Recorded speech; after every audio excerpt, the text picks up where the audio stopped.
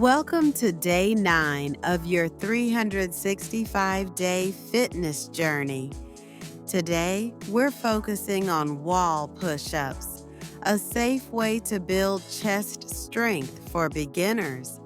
Stand facing the wall, hands shoulder-width apart at chest level. Now, step back to create a slight incline.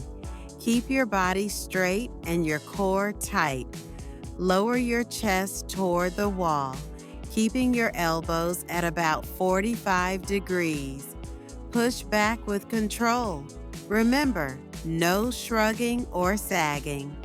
On-screen tips: hands at chest level, tight core, elbows at 45 degrees.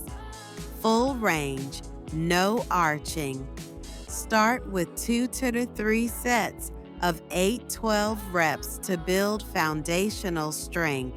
Like, share, and subscribe for daily posture perfect workouts. See you in day 10.